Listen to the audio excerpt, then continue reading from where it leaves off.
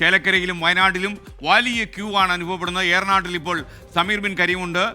സ്ത്രീകളുടെ തന്നെ വൻ ക്യൂ അനുഭവപ്പെടുന്നുണ്ട്. രണ്ടിടത്തും മികച്ച പോളിംഗ് ഉണ്ടാകുമെന്ന് ആദ്യമേ തന്നെ സൂചന ലഭിക്കുകയാണ്. സമീർ ബിൻ കരീം, ഏറനാട്ടെ കഥ എങ്ങനെയാണ്?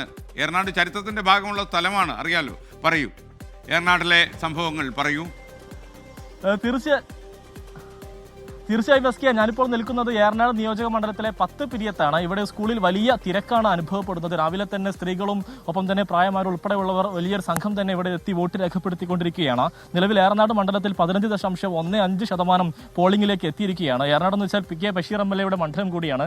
അദ്ദേഹം നമ്മോടൊപ്പം ചേരുന്നുണ്ട്. എന്താണ് ഒരു പ്രതീക്ഷ? റെക്കോർഡ് വോട്ടിന്റെ ഭൂരിപക്ഷം ഉണ്ടാവും. നമ്മൾ 6 ലക്ഷം വരെ പ്രതീക്ഷിക്കുന്നുണ്ട്. 5ന്റെ മേലെ എന്തായാലും പ്ലസ് ആയിട്ട് എന്തായാലും റിസൾട്ട് ഉണ്ടാവും. കാരണം നമ്മൾ ഈ തെരഞ്ഞെടുപ്പ് രംഗത്തിൽ, പ്രചരണ രംഗത്ത്, ഈ കുടുംബ സദസ്സിലൊക്കെ ഒരുപാട് ആളുകളുടെ പങ്കാളിത്തം, നമ്മുടെ ആശയമായിട്ടൊക്കെ ബന്ധമില്ലാത്ത ആളുകൾ വരെ പരിപാടി സജീവമാണ്.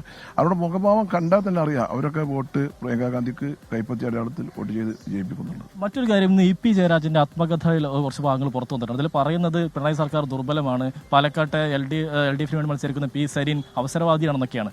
എന്താണ് പറയാനുള്ളത്? 100% ശരിയല്ലേ. EP ഒരു തുറന്ന പുസ്തകമല്ലേ, യഥാർത്ഥ കമ്മ്യൂണിസ്റ്റുകാരനല്ലേ, പ്രായോഗിക കമ്മ്യൂണിസ്റ്റുകാരനാണ് അദ്ദേഹം. ആ പറഞ്ഞത് സത്യമല്ലേ.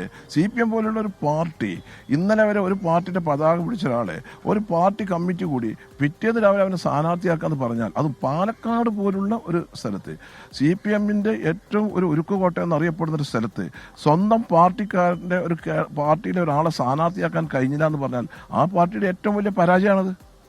ഏറ്റവും വലിയ പരാജയമാണ്. ഈ തെരഞ്ഞെടുപ്പ് ദിവസം തന്നെ ഇത് പുറത്തുള്ള ഒരു കാരണം എന്തായിരിക്കും? EP കഴിഞ്ഞ തെരഞ്ഞെടുപ്പിന് പറഞ്ഞിട്ടുണ്ടല്ലോ, EPക്ക് രാഷ്ട്രീയം നമ്മൾ പഠിപ്പിച്ചു കൊടുക്കേണ്ട ആവശ്യമില്ലല്ലോ. പിന്നെ DC ബുക്സിനെ പോലുള്ള ഒരു ബുക്സിലാണ് ആത്മകഥ എഴുതുമ്പോൾ സ്വന്തമായിട്ടുണ്ടാവണല്ലോ, അതായിരിക്കും അതിലുണ്ടായിട്ടുണ്ടാകുക. അത് നമുക്ക് നിഷേധിക്കാൻ കഴിയില്ലല്ലോ.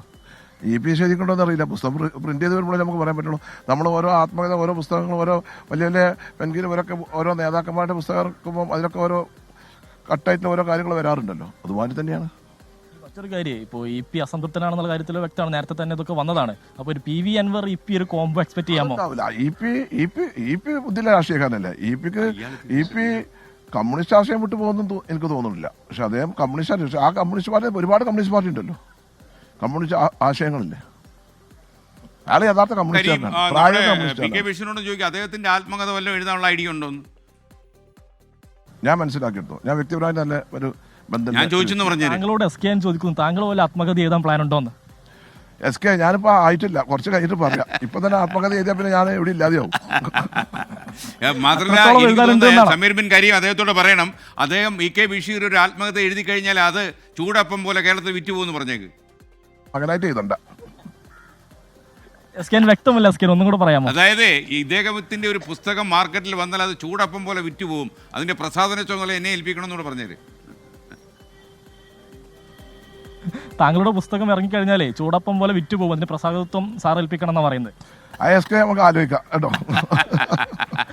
Thank you PK Basheer. SK കഴിഞ്ഞ 2016 ഇലക്ഷൻ വന്നിട്ട് എന്നെ അരീക്കോട് സ്റ്റേഡിയത്തിൽ നിന്ന് അന്ന് നമ്മൾ സംസാരിച്ചല്ലേ, അന്ന് പിന്നെ നിങ്ങളെ ഓരോ സ്ഥാനാർത്ഥികളുമായിട്ടുള്ള ബന്ധത്തിലൊക്കെ SK പിന്നെ നമ്മൾ ഇഷ്ടപ്പെടുന്ന ഒരു മീഡിയ പ്രവർത്തകനാണ്. SKക്ക് പിന്നെ എല്ലാ കാര്യങ്ങളും അറിയാലോ. SK ആദ്യം ഞാൻ ഏഷ്യാനെറ്റ് മുതലുള്ള കാലഘട്ടത്തിലെ SKനെ അറിയാം. Okay, thank you PK Basheer. അപ്പോൾ അദ്ദേഹമായിട്ട് നല്ല ബന്ധമുണ്ട്. മാത്രമല്ല അദ്ദേഹം നിയമസഭയിൽ നടന്ന പ്രസംഗങ്ങളൊക്കെ നമ്മളെ ആഴത്തിൽ ചിരിക്കാനും ചിന്തിപ്പിക്കാനും ഉപകരിക്കും എന്നുള്ളതാണ് അദ്ദേഹത്തിന് ഏറ്റവും വലിയ പ്രത്യേകത. പറയുന്ന കാര്യങ്ങൾ വെട്ടി തുറന്ന് പറയാൻ അദ്ദേഹത്തിന് യാതൊരു മടിയുമില്ല.